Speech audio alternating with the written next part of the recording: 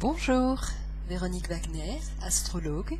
Je vous propose une présentation des principaux transits planétaires qui vont avoir cours dans la carte du ciel de notre système solaire cette année. Il va y avoir 3 grandes parties dans l'année. La première partie étant plutôt sous le signe des tensions, encore, comparé à ce que nous venons de traverser déjà ces dernières années. Une deuxième partie d'année dans laquelle ce sera transitoire, le climat sera mitigé. Et puis enfin une dernière partie d'année dans laquelle c'est la bonne nouvelle pour 2017. L'atmosphère générale tend à se pacifier de manière plus globale. Je vais donc vous présenter chacune de ces parties avec les transits planétaires dans l'optique à la fois donc de vous éclairer pour ce que cela signifie d'un point de vue de notre climat mondial, global, en tant qu'être humain, et puis également de ce que ça peut signifier plus personnellement pour chacun d'entre nous, car dans tout système collectif, il y a effectivement un sens plus individuel à pouvoir donner, et puis éventuellement une attitude plus ou moins juste que nous pouvons avoir chacun en fonction de ce qui se joue pour le grand ensemble de notre humanité. Donc je démarre pour vous avec donc la première grande partie de ces transits planétaires qui va avoir lieu entre janvier et avril 2017. Cette période est quand même sous le signe global de beaucoup de tensions planétaires, puisque il y a maintenant plus de 2 ans que nous vivons sous un carré de la planète Uranus à Pluton, qui part et revient en fonction des rétrogradations des planètes. Et je vais revenir bien sûr sur la signification de ce carré. Or, il se trouve que ce mois de janvier 2017, ce carré d'Uranus à Pluton se trouve soutenu, si l'on peut dire, par d'autres tensions, puisque la planète Pluton forme aussi un carré avec Jupiter, et Jupiter forme une opposition à Uranus. Donc c'est un contexte global, tendu, même si effectivement nous verrons qu'un autre aspect tend à contrebalancer, mais celui-ci est quand même sous le signe des tensions. Alors, qu'est-ce que ça signifie? Le cœur de la problématique, c'est Uranus-Pluton. Ce sont 2 entités archétypales qui représentent d'un côté, avec Uranus, le besoin que nous avons tous de faire évoluer l'humanité, de faire un petit peu péter les carcans, comme on dit, et puis de pouvoir avancer avec des nouvelles énergies, des énergies renouvelables, le fait d'aller de l'avant dans l'humanité, de faire avancer l'humanité positivement et dans le sens de libérer chaque individu vers finalement sa propre évolution personnelle. Et de notre côté, nous avons Pluton qui représente, quant à elle, un pouvoir ancestral, un pouvoir qui se prend, en tout cas dans notre société, dans des configurations beaucoup plus souterraines, où il y a justement des prises de pouvoir illégitimes, et puis une volonté de faire imposer des idées par la force, finalement. Donc ce carré Uranus-Pluton, il est un des grands archétypes qui fait écho avec toutes les grandes vagues d'attentats que nous avons eues ces dernières années. Chaque fois qu'il y a eu un attentat très fort, il y avait le carré d'Uranus-Pluton qui revenait. Ça a été le cas avec le dernier attentat de Berlin au mois de décembre, qui était en synchronicité avec le retour de Pluton et de Uranus en carré. Donc ici, nous avons vraiment la trace que pendant encore le premier trimestre de l'année 2017, c'est encore sous cette tension-là que l'humanité se trouve. Et ce carré-là nous indique qu'il y a encore sous-jacent énormément de tout ce qui est de la possibilité que les êtres humains manifestent de vouloir imposer une idée par la force, gouverner certains groupes effectivement à tout prix, quitte à effectivement être dans une absence totale d'éthique par exemple. Tout cela fait partie de ce carré-là, qui est encore en cours, dont effectivement dans les grandes tensions qui existent dans le monde, ce n'est pas encore à ce premier trimestre 2017 que ce sera tout à fait achevé.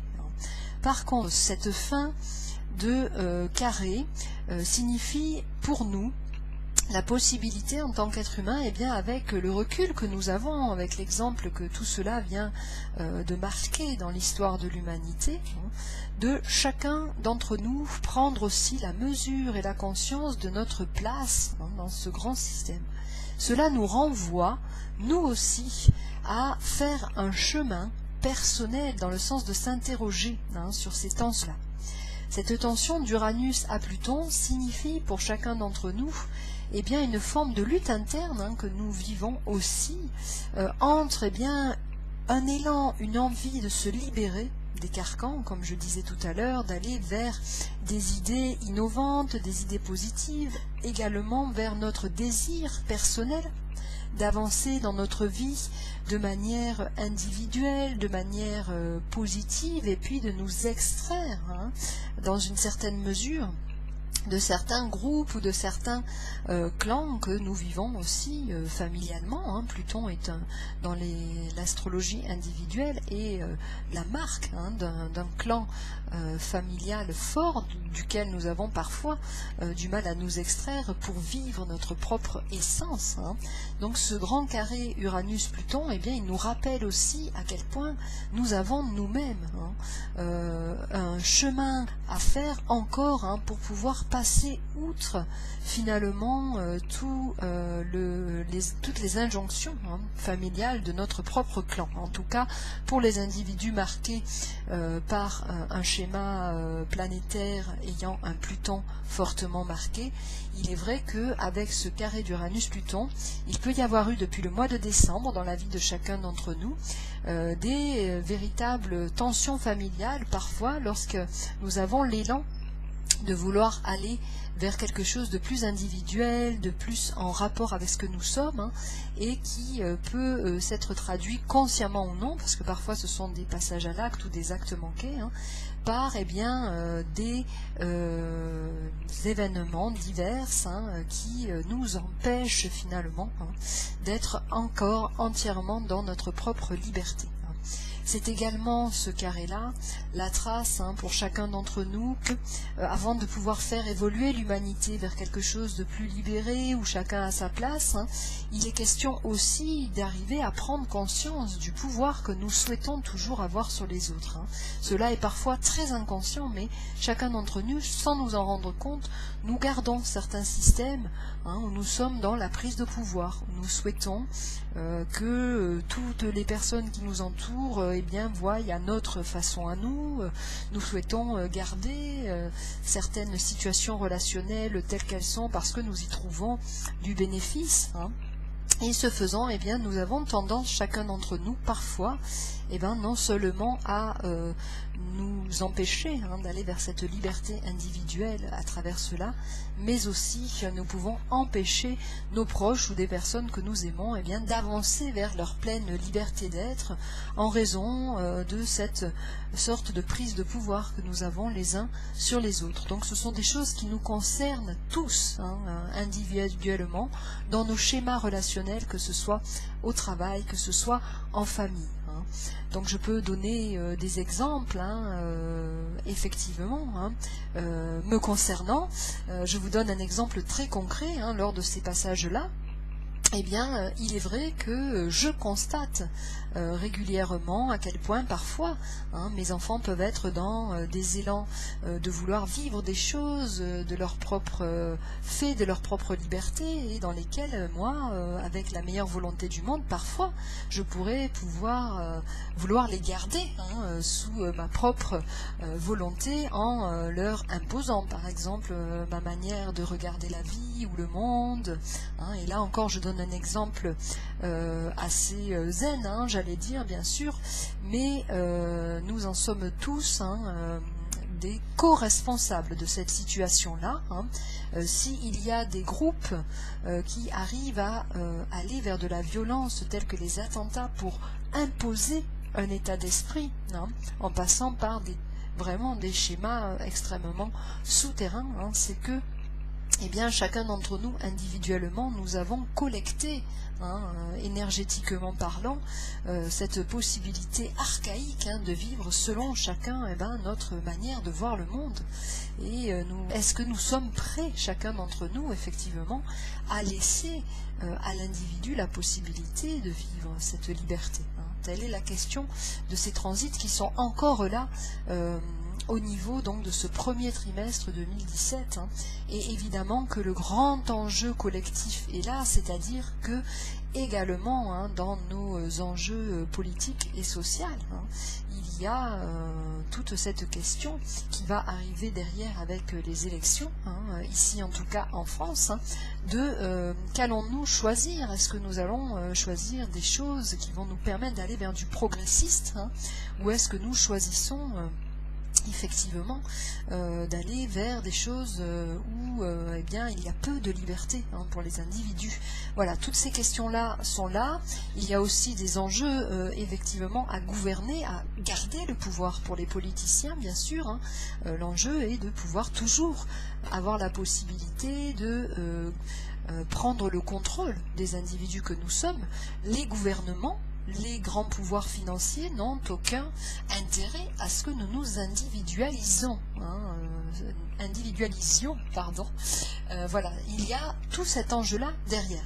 Donc s'il y a des grands enjeux de pouvoir dans lesquels effectivement les gouvernements n'ont pas intérêt à ce que nous devenions des individus, qu'en est-il dans nos vies personnelles? Est-ce que nous-mêmes nous laissons nos proches s'individualiser, ou est-ce que nous aussi nous sommes parfois dans cette forme de prise de pouvoir? Est-ce que nous laissons à nos enfants, à nos frères et sœurs, à nos voisins, la possibilité de vivre la vie qu'ils souhaitent, sans nous mêler de finalement ce qui nous concerne nous.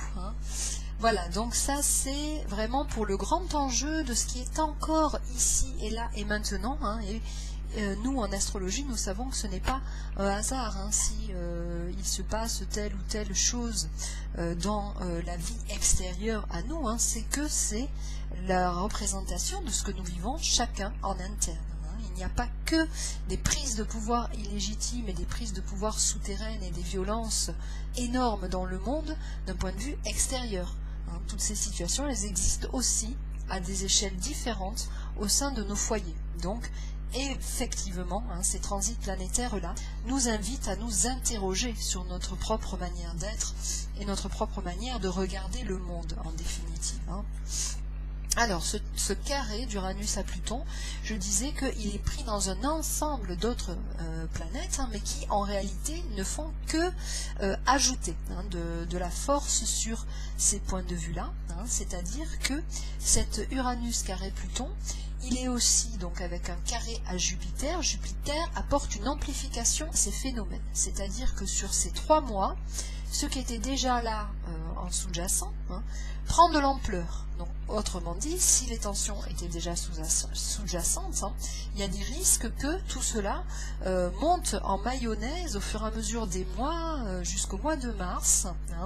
Et Jupiter étant opposé à Uranus, la force d'individualité que nous cherchons à mettre en place, elle est contrecarrée doublement, puisque effectivement Pluton est en carré aussi avec ce Jupiter. Donc toutes ces planètes entre elles sont entremêlées et laissent peu de place pour le moment à la possibilité collective d'aller vers un renouveau, vers une amélioration, en tout cas sur la première partie de l'année.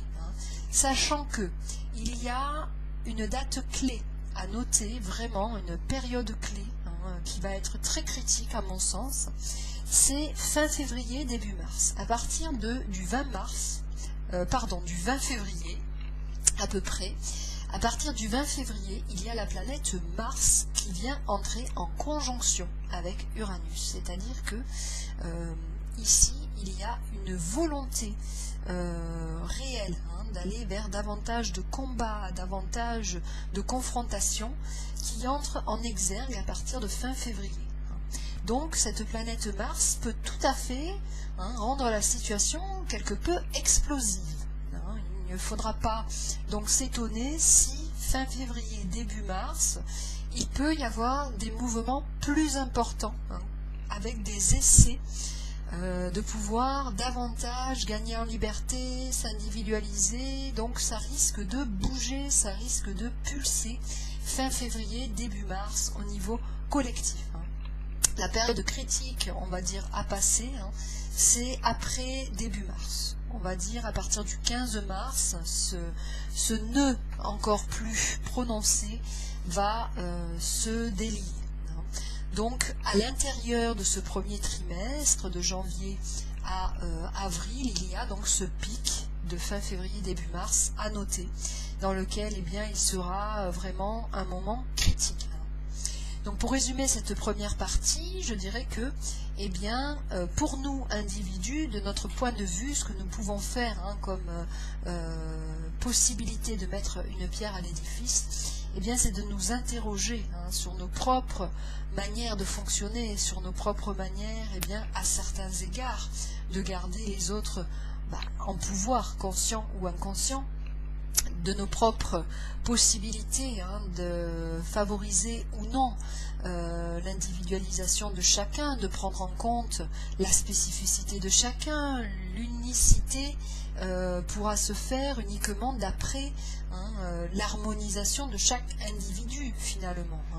La problématique peut se comparer à un corps humain, un corps humain qui serait atteint de cette maladie tragique qui est le cancer.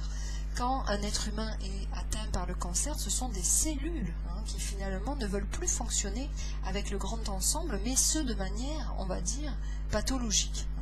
Et c'est aussi le corps qui se met effectivement, lui, à dysfonctionner par rapport à ça. Donc, la bonne santé d'un corps humain, ça va être l'unicité de ses cellules, mais dans le bon respect de chacune. Les cellules du cerveau ne peuvent pas se mettre à fonctionner comme les cellules du cœur, etc., etc. Donc, pour moi, nous, humanité, nous sommes un grand ensemble qui demande en effet à pouvoir d'un côté s'harmoniser pour fonctionner tous ensemble, mais d'un autre côté à respecter la spécificité de chacune de ces cellules. Donc nous, chaque cellule que nous sommes, je nous invite collectivement à regarder nos fonctionnements respectifs pour aller vers davantage de respect de chaque individualisation et vers moins effectivement de prise de contrôle les uns sur les autres. Alors la deuxième partie de l'année, c'est une partie finalement transitoire que nous voilà, car je n'ai pas encore mentionné que depuis le début de l'année, au demeurant, il y a quand même un point positif dans ce ciel, mais qui était pour moi, à mon sens, quand même écrabouillé par le grand ensemble, c'est que la planète Uranus, que nous avons vue, donc d'individualisation, se trouve quand même en trigone avec la planète Saturne. Donc ça, c'est un point assez remarquable. Or, il se trouve qu'à partir du mois de mai, ce contexte possible d'aller vers davantage d'individualité et puis vers davantage de solutions alternatives pour le monde va être beaucoup plus possible, car progressivement, depuis le mois d'avril, le fameux carré d'Uranus-Pluton qui était là depuis plus de 2 ans va finir par se délier. Alors quand je dis qu'il était là par alternance, parce que ce sont des planètes lourdes qui parfois sont rétrogrades, mais là c'était vraiment les derniers écueils de ce moment-là. Donc avril marque la fin, la déclinaison de cette grande tension et la possibilité pour la nouvelle configuration, c'est-à-dire Saturne-Uranus, de se profiler de manière plus positive. Alors nous allons nous retrouver au mois de mai avec un contexte politique en France, avec des élections dans lesquelles, pour moi, il y a encore des surprises possibles. ce trigone de Saturne à Uranus, eh bien, il peut nous amener vers la possibilité que des mesures auxquelles nous ne nous attendions pas puissent se réaliser, et puis avec la possibilité eh bien, que des lois ou des mesures politiques auxquelles, pareil, nous ne nous attendions pas, soient votées, soient récupérées. Voire même, pourquoi pas, un vote qui surprenne. C'est encore quelque chose de possible ici en France, parce que, en effet, cette configuration eh bien, tend vers la possibilité de pouvoir faire avancer l'humanité dans un dessin beaucoup plus évolutif, alternatif. Donc ça, c'est vrai qu'entre le mois de mai et le mois d'août, il va y avoir une vraie place possible pour ce Saturne trigone Uranus, parce que eh bien, le grand carré avec Pluton sera enfin terminé. Alors, cela étant dit, il y a quand même, malgré ce, Saturne reste par contre carré avec Jupiter dans cette période-là, donc il y a quand même peut-être, on va dire, quelques bémols à la situation, mais rien de comparable au carré d'Uranus à Pluton. Et puis, il y a aussi, que j'avais noté, Neptune, cette planète dont je n'ai pas encore parlé, qui est une planète tendant à nous proposer d'aller vers davantage de solidarité, de fraternité, qui se trouvera carré à Mars à un moment donné, pendant le mois de mai. Donc, malgré tout, le contexte peut sembler, entre guillemets, gentil, mais il reste quand même sous-jacent, un côté un petit peu activiste derrière, qui reste de fragiliser ce système naissant dans le ciel de possibilités plus alternatives. Au demeurant, pour moi, de mai à août, ça reste transitoirement positif, je dirais. C'est-à-dire que nous avons tous, autant que nous sommes, davantage d'ouverture pour évoluer chacun d'entre nous vers l'individualisation.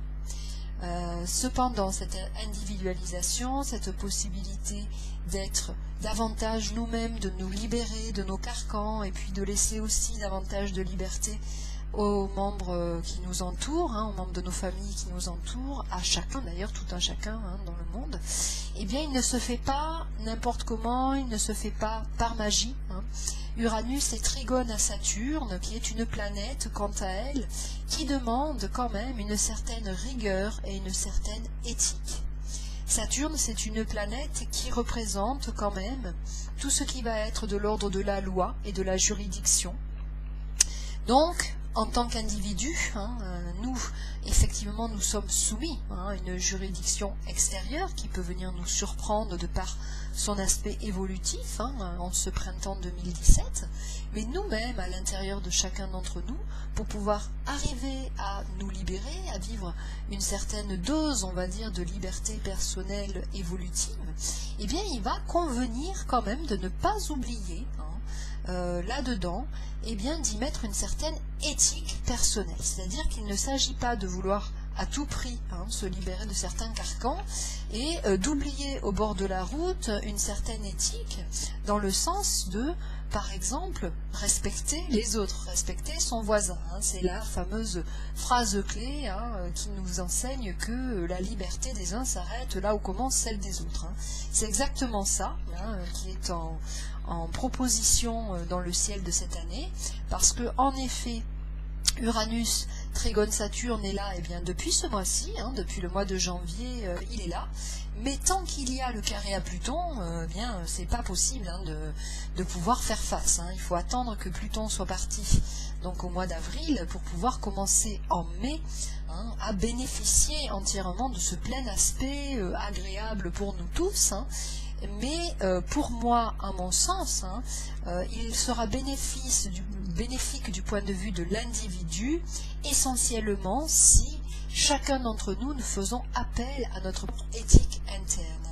Quand je dis éthique interne, j'entends être en mesure de respecter la liberté de chaque être quand nous prenons la nôtre. être en mesure de mettre en place pour nous-mêmes, chacun individuellement, la possibilité d'aller dans la vie avec sagesse, hein, de nous imposer à nous-mêmes nos propres règles. Hein.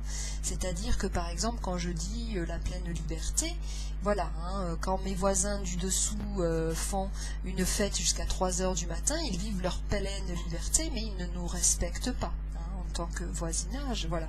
Donc il est question effectivement de mettre en place des pleines libertés de soi, hein, et puis surtout d'aller vers une solution évolutive de soi, hein, mais toujours dans le respect. Hein. C'est le même exemple par exemple que dans nos réseaux hein, d'humains fonctionnant dans une certaine volonté bien d'être dans du développement personnel, d'être dans le déploiement de notre propre rayonnement, d'avancer dans la vie. Hein.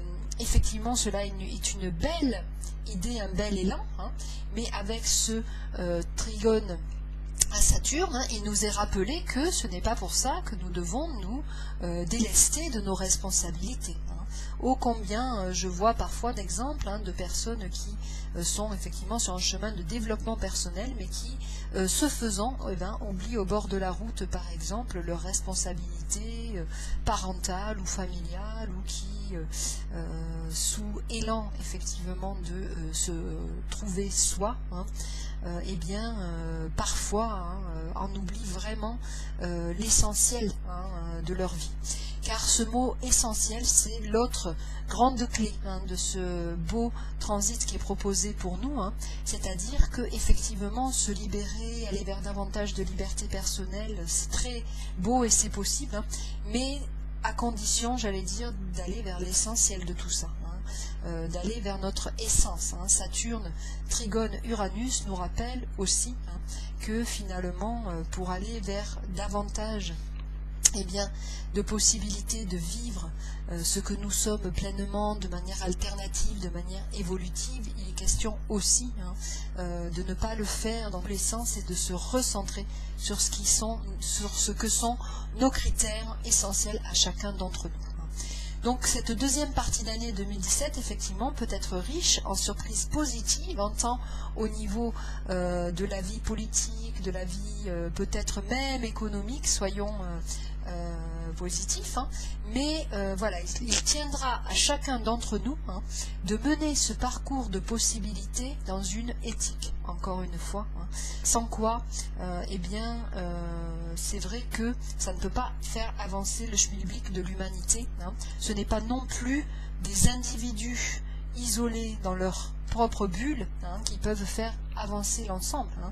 C'est des individus qui vont bien, chacun dans le sphère, et qui veulent bien coopérer hein, avec d'autres dans le respect et dans l'éthique. Hein. C'est plus ça, finalement, qui nous est proposé et vers lequel chacun d'entre nous, nous avons la possibilité de faire des petits pas respectifs, hein, les uns envers les autres aussi. Hein. Et donc, en dernière partie d'année, hein, nous aurons finalement, entre septembre et décembre, hein, une fin d'année qui tend de plus en plus hein, vers quelque chose, on va dire, d'assaini. Hein. Effectivement, au mois d'août, il y a par contre un retour hein, que j'ai noté, l'opposition d'Uranus à Jupiter qui revient, hein, c'est-à-dire que malgré le fait que nous disposions de la possibilité, comme je l'ai dit, hein, d'avoir davantage de sensations de liberté, hein, fin août, début septembre, revient l'opposition avec Jupiter, hein, c'est-à-dire que ici, hein, certaines fois, le contexte hein, ne sera pas possible jusqu'au bout. Hein. Il risque d'y avoir malgré tout des empêchements hein, d'ordre de disponibilité ou de l'ordre de quelle amplitude peut prendre cela. Hein. Donc ce n'est pas encore, j'allais dire, gagné jusqu'au bout. Il y a des bémols, hein, encore en août et septembre. Même chose en octobre. Hein. Par contre, la bonne nouvelle de la rentrée 2017 septembre-octobre, c'est que Pluton, hein, cette planète très lourde qui nous emmène vers voilà, des tensions de prise de pouvoir, va être cette fois totalement hors jeu. Hein. Il n'y aura même plus le carré avec Jupiter. Tout cela va être vraiment délié. Donc septembre-octobre, c'est la possibilité de souffler sur les tensions de prise de pouvoir, de choses que l'on sent lourdes. Et enfin, puisque je vais pouvoir avec grande joie clôturer cette vidéo sur une note vraiment positive, novembre-décembre de l'année 2017 sont 2 mois dans lesquels il y a une sacrée jolie éclaircie dans notre ciel général, c'est-à-dire que non seulement ce fameux Saturne trigone Uranus, positif, de libération, de choses qui vont vers davantage de possibilités d'être dans des décisions collectives ou individuelles, plus éthiques, plus libéralistes, plus dans quelque chose où on va faire évoluer le schmilblick, enfin. Et bien en plus de cela, nous avons une autre configuration qui vient s'ajouter. C'est que Neptune, qui était un peu un grand absent de l'année, va pouvoir, quant à lui, être aussi soutenu avec Jupiter. C'est-à-dire que Neptune est une planète, donc je disais tout à l'heure, qui tend à permettre à nos groupes humains de fonctionner avec une certaine solidarité, avec un état d'esprit qui justement tient compte un petit peu du fait que nous sommes tous dans la possibilité de nous entraider les uns les autres. Ce Neptune, il va vivre un trigone avec Jupiter, la générosité, l'amplification de la générosité, qui va être présente donc sur novembre et décembre, ce qui signifie que la fin d'année 2017 pourrait potentiellement être tournée vers une généreuse solidarité autour de la période de fin d'année et des fêtes, qui pourrait être cette fois vraiment dans un contexte beaucoup plus apaisé, avec davantage de possibilités d'être dans un contexte agréable, complètement différent de celui que nous venons de vivre dans ce mois de décembre 2016, où encore beaucoup de personnes me font des retours comme quoi effectivement il y avait énormément de tensions familiales, de clashs familiaux, de choses très tendues. Pour novembre-décembre 2017, il n'en est rien. C'est complètement différent comme contexte. C'est beaucoup plus zen. Donc je laisse cette possibilité ouverte en terminant cette vidéo, tout en nous mettant tous bien en garde que les astres proposent, mais l'homme dispose. Donc il tient aussi à nous de pouvoir mettre en œuvre chacun de ces changements, chacun de ces possibilités d'ajustement à la liberté des autres, de pouvoir aussi entrer dans cet état d'esprit, de pouvoir évoluer dans une certaine éthique, sans quoi la pleine liberté en dehors de la prise de responsabilité ou d'une certaine éthique serait vaine. Et si chacun de nous, petites cellules du corps humain, n'y mettons pas un petit peu de cet ingrédient magique qui est l'éthique, la fin de l'année 2017 pourrait ne pas être mieux que le reste de ce que nous venons de traverser. Donc je nous invite globalement à pouvoir cheminer dans cet élan-là. Je vous remercie, à bientôt, au revoir.